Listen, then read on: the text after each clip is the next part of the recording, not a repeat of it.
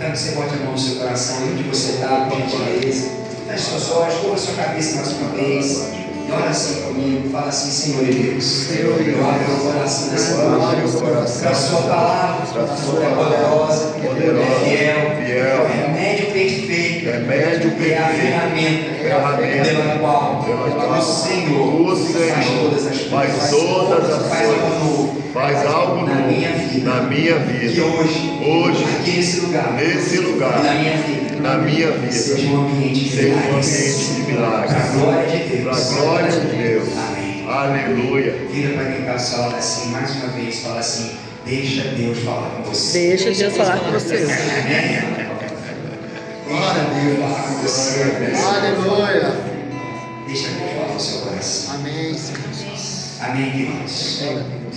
Talvez eu pergunte para você: o que foi pregado no último domingo? O que foi pregado na última quarta-feira? Talvez você não lembre, mas uma coisa eu sei: que Deus ele fez algo na sua vida. É verdade. Deus operou alguma coisa na sua vida. Deus fez algo no seu interior, fez algo no seu coração. Aí talvez alguém pergunte assim: por que você fala isso, pastor? Porque a Bíblia mesmo diz que a palavra de Deus ela nunca volta vazia. Amém. Ela não vai voltar hoje. Eu creio. Cris, Deus vai fazer algo poderoso aqui. Posso fazer uma pergunta?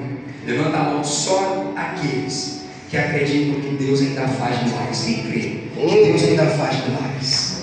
Nos dias de hoje, Deus ainda faz milagres. Deus ainda opera o sobrenatural. É sobre isso que eu quero falar com vocês hoje. O tema da mensagem é exatamente esse: o nosso Deus ainda faz milagres. Aqui em inglês está escrito The God of Miracles, eu sei lá, mas enfim, o Deus de milagres, Miracles. Mas eu quero dizer para vocês que eu acredito, queridos, que Deus ainda faz milagres. Eu creio. O nosso Deus não parou de fazer milagres. O nosso Deus não deixou de ser um Deus do sobrenatural. Tanto que ele é conhecido na Bíblia como Alfa e Ômega, princípio e fim, aquele que era, que é e que será eternamente. Alfa e Ômega fala de um Deus que continua o mesmo. Alfa é a primeira letra do alfabeto grego. E o Ômega é a última. O princípio e o fim. O que ele fazia ontem, ele ainda faz hoje. Ele ainda continua fazendo nos nossos dias. Então, se você abrir a sua Bíblia no livro dos Salmos, o Salmo de número 77, e o livro dos Salmos, ele chama o livro dos Salmos no plural mesmo, porque é a composição de 4 livros, e eles não são continuados, por isso é o capítulo, é o número, é o Salmo de número 77, não o capítulo, versículo 13 e 14. Olha o que a Bíblia fala. Aqui é um Salmo de Asaf, não é um Salmo de Davi, já que os Salmos não são todos escritos por Davi. Dizem os estudiosos que até o Salmo 40 são todos de Davi. Daí para frente vai variando de autores. Tem o Salmo de Davi, de Asaf, dos filhos de Coré, de Ecorá, autores não identificados e vários outros. Mas aqui Asaf, ele disse assim no versículo 13 do Salmo 77: o teu caminho, ó Deus, é de santidade. Que Deus é tão grande como o nosso Deus. Amém. Que Deus é tão grande como o nosso Deus. Sabe o que ele quis dizer? Você acha que existe algum outro Deus, qualquer outra religião que inventaram por aí, que é maior do que o nosso Deus? Vocês lembram do profeta Elias diante dos profetas de Baal, que desafiava a grandeza e o poder do nosso Deus? E o profeta Elias falou: então vai, invoquem o Deus de vocês, chamem o Deus de vocês. Eles gritaram, fizeram barulho, oraram, clamaram, fizeram de tudo. E sabe qual foi a resposta do Deus deles? Não teve um pio. O profeta Elias então fez uma cova ali, botou um altar, botou lenha, botou água em volta daquela cova, e dentro da cova aquela que ele fez em volta do altar, ele clamou ao Deus de Abraão, de Isaac e de Jacó, o nosso Deus, o Deus grande e poderoso, o Deus verdadeiro, e botou um animal morto como sacrifício ali. Ele disse: Deus se manifesta aqui para que todos vejam que só o Senhor é Deus. E a Bíblia diz que Deus mandou do céu fogo, que consumiu o animal morto, consumiu a lenha, e até a água daquela trincheira que foi colocada, Deus secou tudo. Porque nenhum outro Deus é grande como o nosso Deus. Amém. Porque nenhum outro Deus é poderoso como o nosso Deus.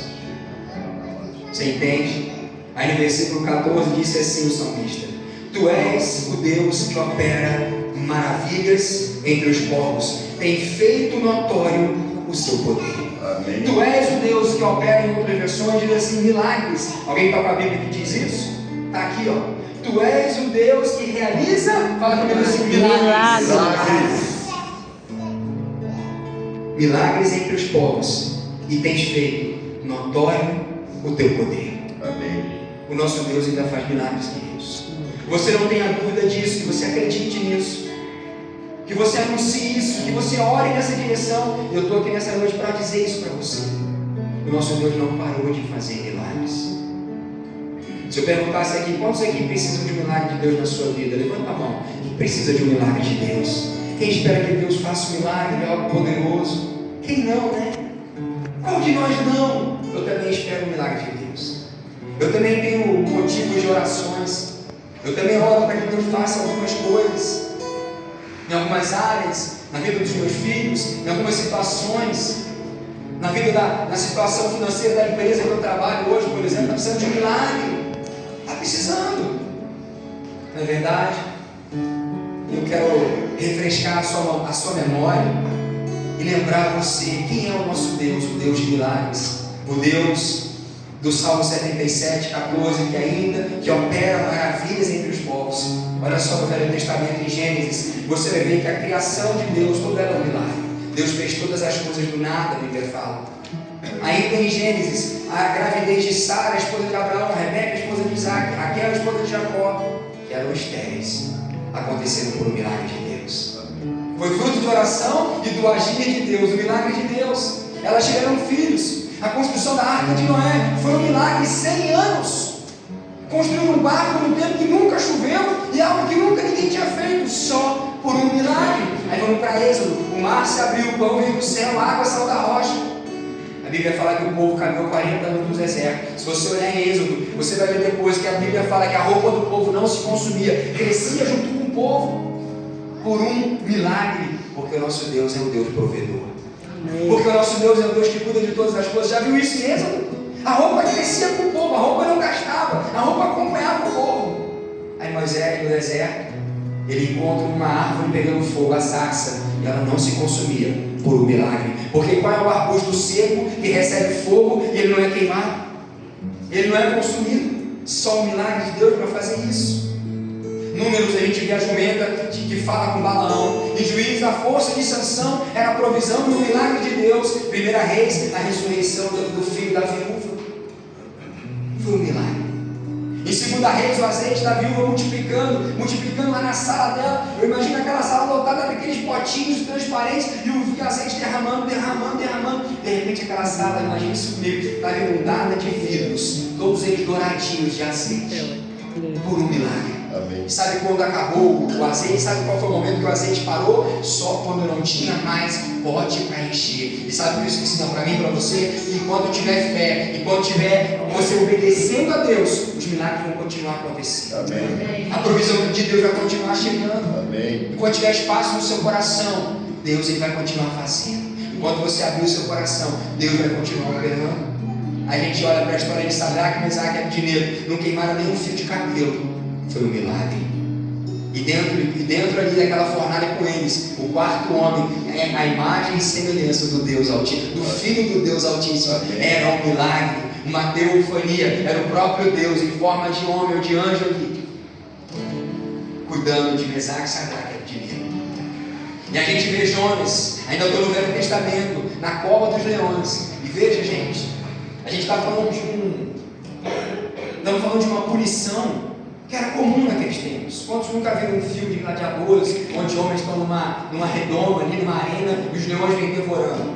Os leões naquela época, eles não eram alimentados todo dia como um cachorrinho lá de casa, e come de manhã, come de noite. Não, eles ficavam uma semana, às vezes meses, sem se alimentar, para quando que chegasse ali, pudesse ser um passarinho, eles brigavam por aquilo.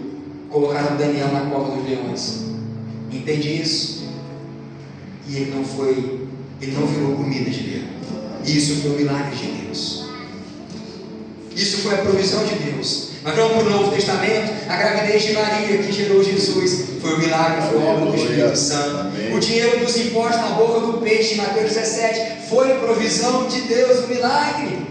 A cura do cego Bartimeu foi um milagre. A pescaria maravilhosa, a cura dos 10 leprosos, a transformação da água em vinho, que você vai ouvir sobre isso no próximo domingo. Só estou te dando spoiler do tema. Amém? Você vai ouvir sobre isso no próximo domingo. Amém. Nós vamos falar em todas as igrejas. Foi um milagre. O vinho acabou naquela festa. Um casamento numa cidade de Caná, que ficava na Galileia. E acabou o vinho. E aquilo era muito vexatório, vergonhoso, constrangedor para o noivo, para a família, para a festa. Mas Jesus, ele estava naquele lugar e o milagre aconteceu. Sabe por quê? Porque onde Jesus está é um ambiente de milagres. Quem pode dizer o quê? Amém. A Bíblia fala que sendo nós dois ou mais reunidos em nome dele, ele está no nosso meio. Então eu quero dizer para você que hoje aqui existe um ambiente de milagres. Fala assim: eu creio, Jesus. Eu acredito. Existe um ambiente de milagres aqui, irmãos. Você acredita nisso, Laís? Existe um ambiente de milagres. A transformação da água em vinho foi um milagre de Deus. A ressurreição de Lázaro em João 10 foi um milagre de Deus. 4 dias sepultado, Deus veio e operou um milagre. A ressurreição da filha de Jairo, a cura da mulher do fluxo de sangue e a ressurreição de Jesus foi um milagre de Deus. Amém. Foi obra de Deus. O milagre da ressurreição. E eu quero dizer para você hoje que Deus ainda faz milagres. Eu sei. Deus ainda opera o sobrenatural no nosso meio. Deus ainda faz aquilo que aos nossos olhos parece impossível, mas para Deus, como está em Lucas 1,17, em Lucas 1,37, para Deus tudo é possível. Amém. Fala assim para o meu Deus. Meu Deus. Eu creio. Eu creio. Tudo é possível. Tudo é possível. Eu quero hoje compartilhar com vocês sobre um dos milagres mais conhecidos de Jesus no Evangelho de João. Quantos lembram de algum milagre no Evangelho de João? Quem lembra de um? O mais conhecido ou qualquer outro? Quem lembra de algum? Alguém? João 6, o milagre da multiplicação de pães e peixes. Abre a sua Bíblia lá, por favor. João capítulo 6, versículo 1.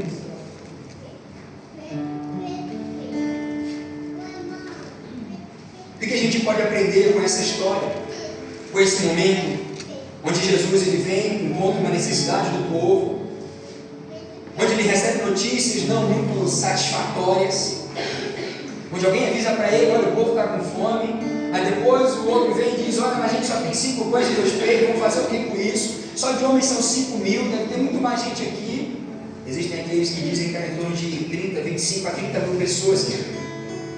E eles tinham 5 pães e 2 peixes. João 6, versículo 1, a Bíblia fala que depois das coisas que aconteceram, Jesus atravessa o mar da Galileia, que é o de Tiberíades, que na verdade é um grande lago chamado de mar. Chamava de mar, mas é um grande lago. Se você vê o mapa dessa região ali, na região da Galileia, aquilo não é um lago, mas era tão grande que era considerado o chamado de mar da Galileia. E uma grande multidão seguia Jesus. Então lá no versículo 5, a Bíblia fala assim: então Jesus, erguendo os olhos e vendo uma grande multidão que se aproximava, ele disse a Filipe: onde compraremos pão para dar de comer para todos esses? Versículo 6. Mas Jesus dizia isso para testá-lo, porque ele sabia o que estava por fazer. Filipe respondeu: nem mesmo 200 denários de pão seria suficiente para que cada um recebesse um pedaço. Então um dos discípulos, agora veio André, irmão de Simão Pedro, e ele disse a Jesus: Jesus, aqui tem um menino com 5 pães de cevada e 2 peixinhos. Mas o que é isso para tanta gente? Ele olhou para aquilo ali com olhos naturais, e claro, ele tinha 5 pães, peixinhos secos. Veja, não era aqueles peixões grandes, não era um tambaqui não. Era tipo uma piabinha, um peixe sequinho. Eu chamo de manjubinha, não sei como é que vocês chamam por aqui. Era tipo manjubinha, era peixinho que seca, fácil, come frito no sal. Frito não, seco no sal. E pães de cevada, pão fininho. O que é isso para tanta gente? Perguntou o discípulo de Jesus. E aí, no versículo 9 ainda, ele disse: mas o que é isso para tanta gente? Versículo 10. E Jesus disse: façam com que todos se assentem ao chão. Havia muita relva naquele lugar, e assim os homens se assentaram, e eram quase 5.000 homens sem contar mulheres e crianças, não é verdade? Então Jesus pegou os pães e tendo dado graças, fala assim, tendo dado graças. Dando graças. Ele distribuiu entre eles e também igualmente os peixes, tanto o quanto queriam. E quando já estavam satisfeitos, Jesus disse aos discípulos: agora recolham os pedaços que sobraram, para que nada se perca. E a Bíblia fala que foram juntados de sobras 12 cestos de pães e peixes cheios, transbordando de tanto que multiplicou. Quem pode dizer graças a Deus? Graças a Deus. O que a gente aprende com esse milagre da multiplicação dos pães e dos peixes? A primeira coisa, olha para mim aqui. Quando acabam os nossos recursos ou as nossas forças, Deus ele vem com a provisão que você precisa. Amém. Quando acabam os nossos meios, quando você então reconhece que só, sabe quando você ouve uma frase, alguém falando assim, só Deus na causa, esse é o melhor momento para Deus operar o milagre. Amém. Filipe disse assim, como a gente vai resolver a fome de todos? André disse, mas o que é isso para tanta gente? Isso é pouco. Ou seja, eles disseram o seguinte, Jesus, o que tem não vai dar, o povo está com fome, há muita gente, quanto dinheiro a gente vai precisar numa padaria ali na esquina para comprar? Jesus, não vai dar. Eles reconheceram que por eles não podiam fazer nada. E quando acabam as nossas forças, quando a gente reconhece que só Deus na causa, se prepara, porque aí a gente preparou, a gente liberou um ambiente de milagres. Amém. Essa é a primeira coisa que a gente pode aprender. Os discípulos não tinham o que fazer. O que apareceu, doado por aquele garotinho, não era suficiente para todo mundo.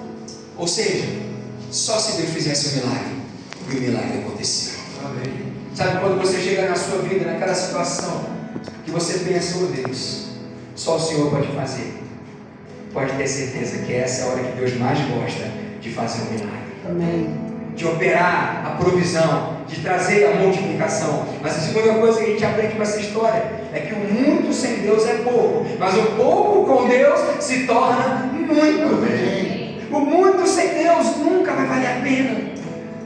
O muito sem a graça, sem a paz, sem o amor, sem a bondade, sem a presença do Espírito Santo, nunca vai valer a pena, nunca vai ser suficiente. Você pode olhar as pessoas do mundo, eu falo isso com uma certa propriedade, porque um dia eu andei e vivi uma vida no mundo. O mundo, as pessoas lá fora vão fazer de tudo para encontrar a resposta, para encontrar a felicidade, para encontrar, sabe, um sonho, mas nunca vai ser suficiente.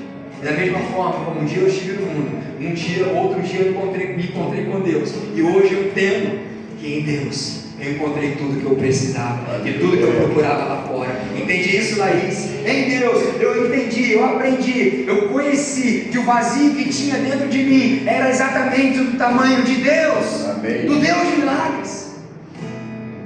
Tudo que eu tentava, que eu procurava, que eu pensava que eu ia ter, que eu ia me satisfazer lá fora, nunca foi suficiente.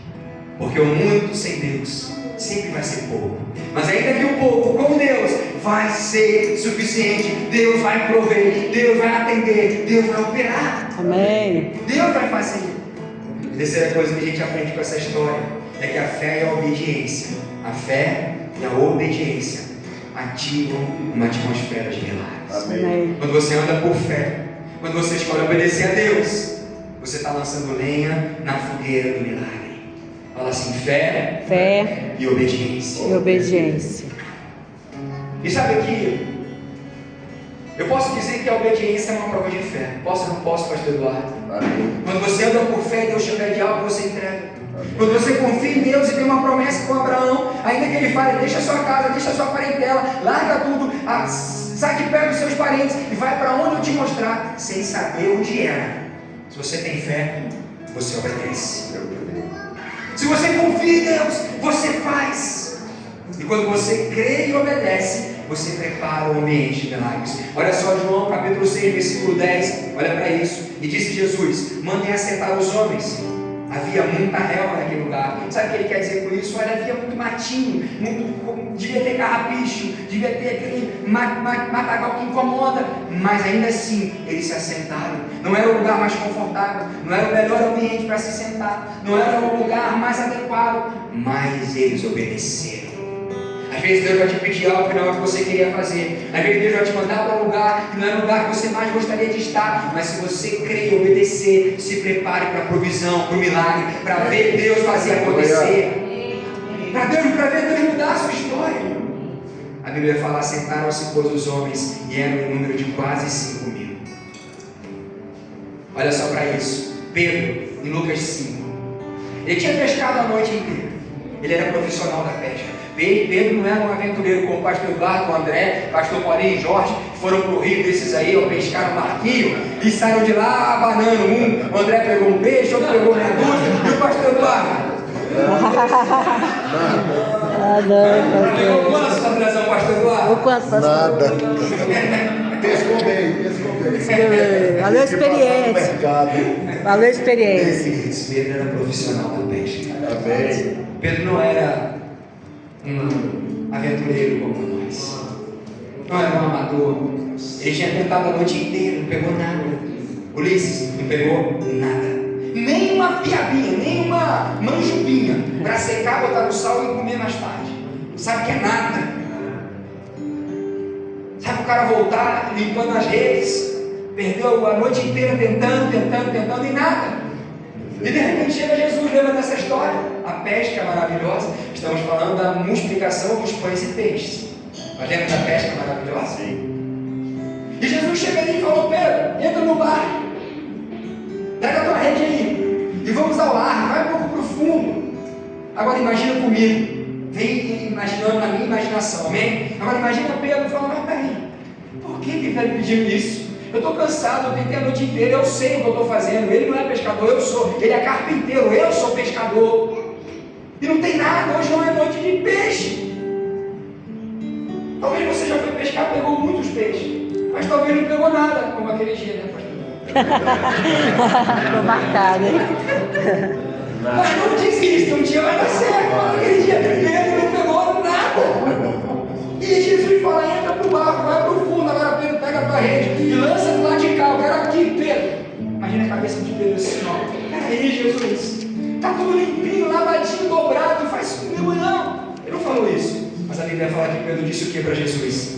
Pela tua palavra, por causa da tua palavra, eu vou obedecer, eu vou lançar a rede. E a Bíblia diz: imagina Pedro botando aquele chumbinho na boca, pegando a rede lá de cá e fazendo assim, ó, e aquela tarrafa abrindo, grande, gigante assim, ó, e caindo na água.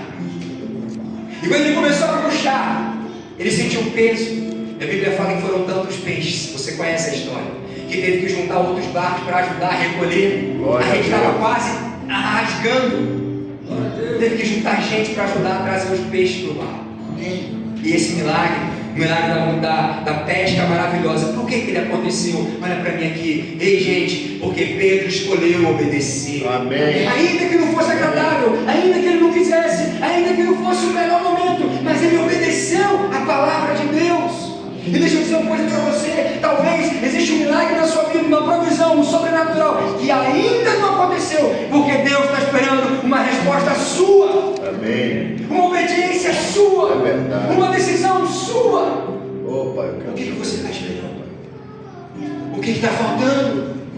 O nosso Deus ainda faz milagres, queridos, mas entenda, a Bíblia é cheia de princípios. Fala assim: princípios. Princípios. Lembra o que é princípio? Você sabe o que significa princípio? Princípio fala de algo que você precisa começar por ele para chegar em outro lugar. É o início de um caminho para chegar em um destino. É o início de um propósito. É o início de algo que você faz para alcançar um objetivo. A Bíblia é cheia de princípios. É a obediência, é um princípio para os milagres. A Bíblia fala que se assentaram. Pedro lançou a rede de novo. A viúva de Sarepta, o profeta disse para ela assim: ei, faz o seguinte, pode fazer um pão para mim, com esse restinho de azeite, prepara para eu comer. Mas peraí, profeta, eu vou morrer. Ei, quem é o profeta? O profeta é um homem que Deus usa a sua boca e a sua vida para falar com o povo. O profeta é o próprio Deus falando por meio de alguém. É a voz de Deus. E o profeta falou: pode fazer, e você não vai morrer. Amém. Nem você nem seu filho, como você pensou. Lembra da história? A viúva de Sarepta, segunda Reis 4, ela fez, usou o restinho do azeite, sobrou migalhas. Deve ter sobrado aquela fiapinho que fica na quininha do pote, né? E aí o que ela disse? Agora faz o seguinte, vai aos seus vizinhos e pegue vasilhas emprestadas. E pegue potes emprestados. E o que essa viúva fez? Ah, peraí, profeta, para. Não, a gente está aqui fraco, com fome, cansado. Não, ela obedeceu. Amém. E ela começou a juntar vasilhas. Como eu disse há pouco, imagina aquela sala, e lá estás lotada de vidrinho, e de repente lotado de aquele vidrinho douradinhos, enchendo de azeite. Não era óleo não, irmãos, era azeite. Amém. Era azeite. Glória. E por que aquele milagre aconteceu? Porque aquela viúva obedeceu. Amém. Fala para quem está ao lado assim, é melhor obedecer, meu irmão. É melhor obedecer. Vale a pena obedecer, querida. Vale a pena obedecer a Deus. Guarde isso no seu coração nessa noite. Ei, irmãos, vale a pena obedecer a Deus. Ela obedeceu, encheu a sala de potes, e o azeite foi tornando, multiplicando. E naquele casamento de Caná da Galileia, em João 2, acabou o vinho. Agora que acabou o vinho, uma hora foi o azeite, agora foi o vinho. Ei, mas existia um convidado especial naquele casamento. E aquele convidado se chamava Jesus. Aleluia. Amém. Acabou o vinho. Não vou falar muito aqui, para não trazer muito spoiler do próximo domingo. Mas o vinho aponta para a alegria. O vinho aponta, sabe, para a provisão. E acabar o vinho numa festa de casamento judaico era muito vexatório. Na verdade, qualquer festa, me lembro que no dia do meu noivado, eu estou falando de 20 anos atrás, a gente reuniu com os amigos da igreja, os pastores, e acho que a Estela chamando um pouco a mais do que devia, sabe? E minha mãe tinha organizado de preparar um empadão de frango para os convidados. A gente deu uma lista para ela, mas aí chegou quase um dobro, sabe? Acontece. Gente, daí eu vejo a minha mãe partindo em pedaços pequenininhos, porque não ia dar para todo mundo. E a gente ficou constrangida na Estela. Ainda que as pessoas comeram um pedaço, mas era pequenininho. Comeram pouco. Agora imagina acabar o vinho em uma festa de casamento. Imagina no dia de hoje, como o buffet não deu a fila do buffet grande lá de cá, aquela outra fila do buffet do lado de lá. Imagina isso? Aí na metade da fila alguém começa a olhar para trás e fala: ó, acabou. Aí ó, a fila. Como é que se sentiria o noivo? Como é que se sentiria a noiva? Foi isso que aconteceu aqui. Mas tinha um convidado especial daquela festa. Aleluia. E a mãe desse convidado, a mãe de Jesus, quantos lembram que ela disse para os mestres de salas? Ela disse assim: façam tudo o que ele mandar. E de repente, então foram até Jesus, acabou o vinho. E ele disse assim: faz o seguinte, mandem trazer vasos com água. Mas Jesus, que acabou foi o vinho. O vaso com água, aquelas metretas eram grandes, pesados, cheios de água. É pesado demais. Jesus, não é água que o povo quer, é vinho. Jesus falou assim: mandem trazer os vasos com água. E eles obedeceram ou não? Sim. Obedeceram. A obediência e a fé liberam um ambiente de milagres. E o final dessa história você sabe. A gente conhece aqui em João 2 o primeiro milagre de Jesus, a transformação da água em vinho. Porque alguém obedeceu. Porque apesar de alguém talvez não concordar, não entender, não era água que eu precisava mais obedecer. Quando a gente obedece, a gente se coloca num ambiente de milagres. Por isso eu disse para você, eu pedi para você repetir: vale a pena obedecer a Deus. Olha para mim aqui. Eu não sei como está a sua vida com Deus. Eu não sei o que Deus tem te pedido nesses dias. Eu não sei o que você ainda precisa responder a Deus. Mas deixa eu te dizer uma coisa nessa noite. Deus não te trouxe aqui por acaso e nem por acidente. Eu sempre digo que tudo é plano de Deus. Deixa eu te dizer uma coisa. Escolhe obedecer. Amém. Obedece logo.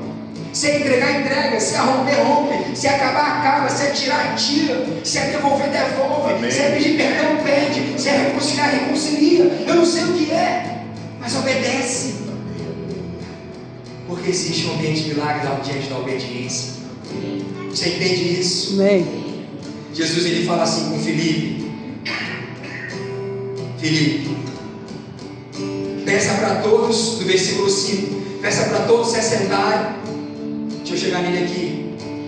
Erguendo os olhos, uma grande multidão se aproximava e disse a Filipe: Onde nós vamos comprar pão para dar de comer para esse povo? Sabe quem perguntou isso? Foi Jesus. E sabe o que a Bíblia fala?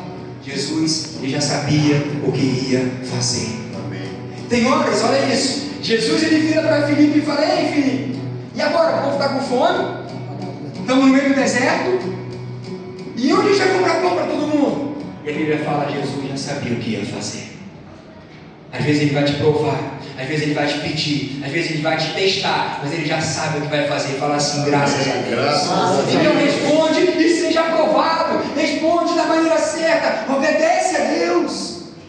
Fala assim: amém. Amém. Porque a obediência atrai um ambiente de milagres. Eu creio. Deus já sabe o que vai fazer. Amém, queridos? Uma quarta coisa que a gente aprende com essa história: que onde existe gratidão, existe também um ambiente de milagres. A gratidão precede os milagres. Olha para mim, um coração agradecido libera um ambiente de milagres. Obrigado, João 6, Deus. versículo 11.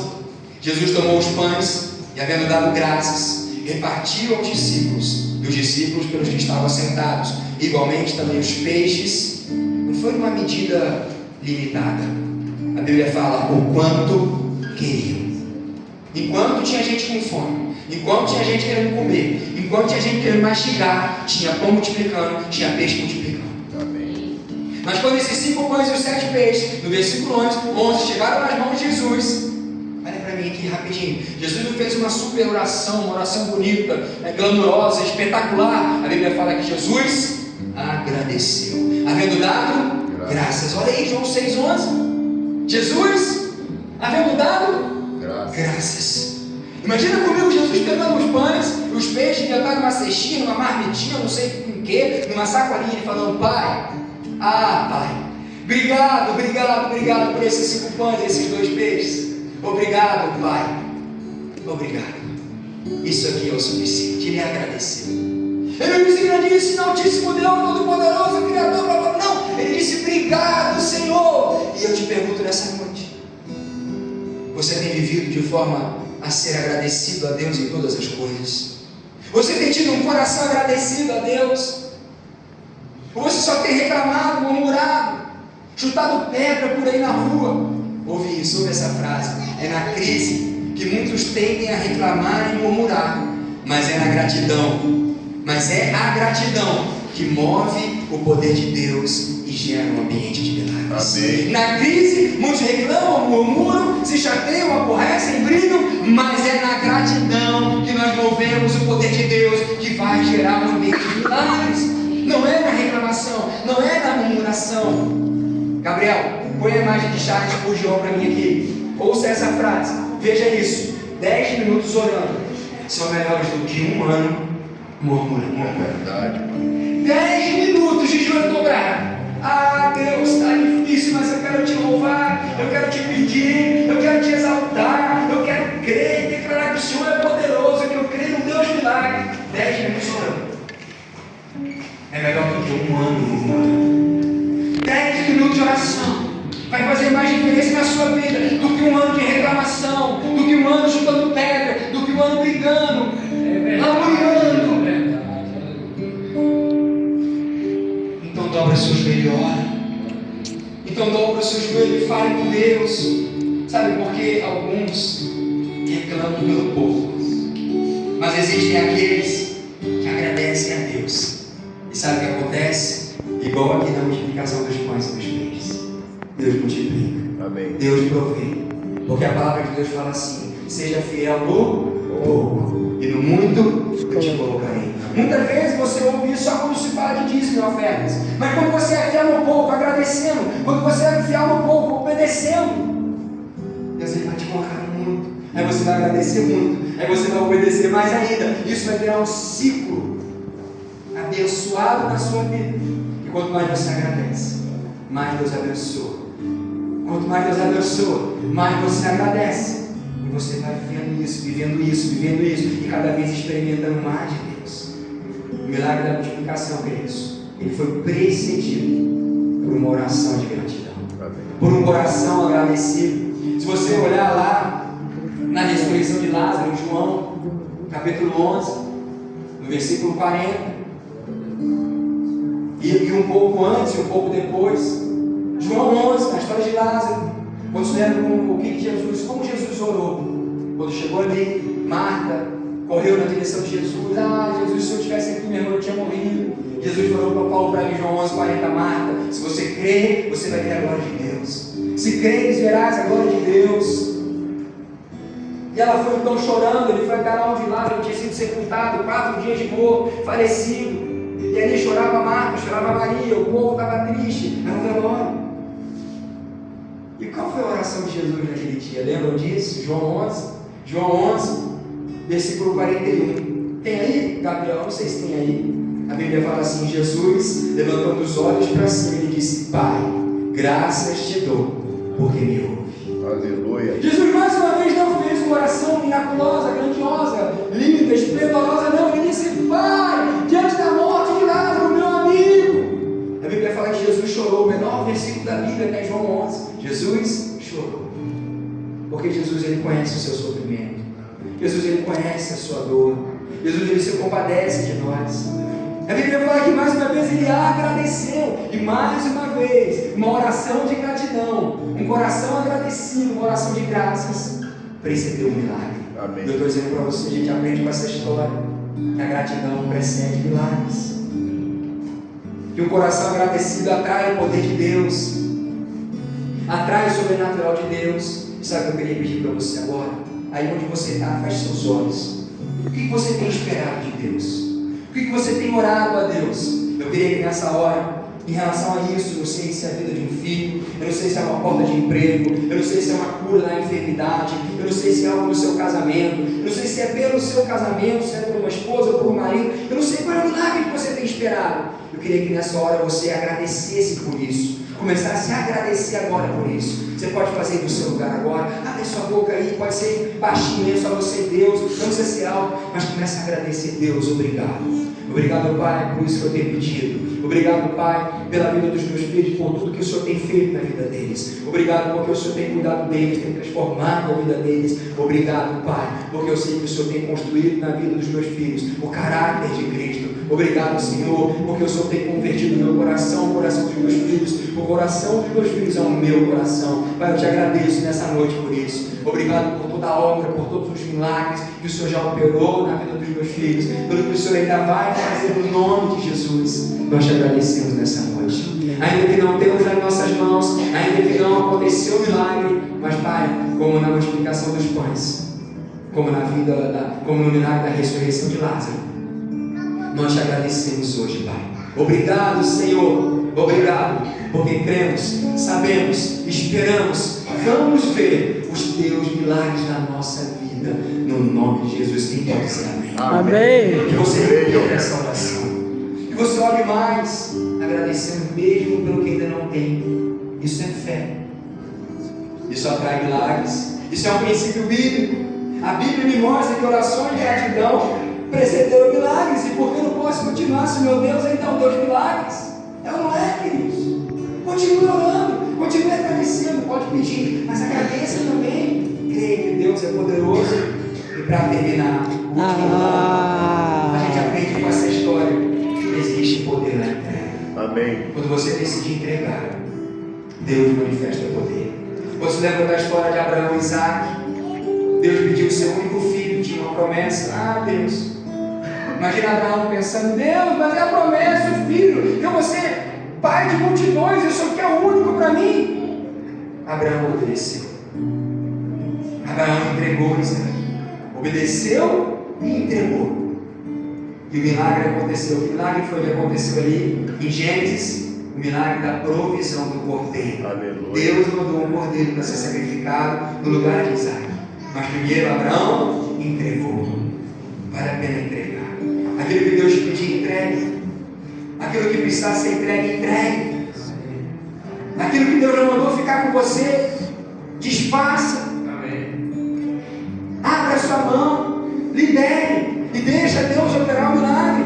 Porque o milagre da multiplicação, ele também aconteceu a partir da entrega. O que foi entregue aqui? 5 pães e 2 peixes. Imagina aquele menino dizendo: não, peraí, Tiago, peraí, Pedro. Não, isso aqui minha mãe mandou para mim, é meu, minha mãe mandou para mim. Mal dá para mim, são 5 peixinhos, 5 pães e 2 peixes, peraí. mas Ele entregou. Mas isso chegou nas mãos de Jesus e se transformou num grande milagre, que até hoje é comunicado, é anunciado, é trazido como exemplo, é citado pela vida dos discípulos, dos pastores, dos homens de Deus, foi registrado na palavra de Deus. Queridos, aquilo que parece pouco para você, nas mãos de Jesus multiplica. Amém. Se torna provisão. O problema que parece grande para você, nas mãos de Jesus tem solução. Quem pode dizer amém? Amém. O diagnóstico médico da doença, nas mãos de Jesus se torna cura, Amém. milagre, o sobrenatural. Aquilo que parece impossível para você, para Jesus, diz a Bíblia, tudo é possível. Nós acreditamos nisso.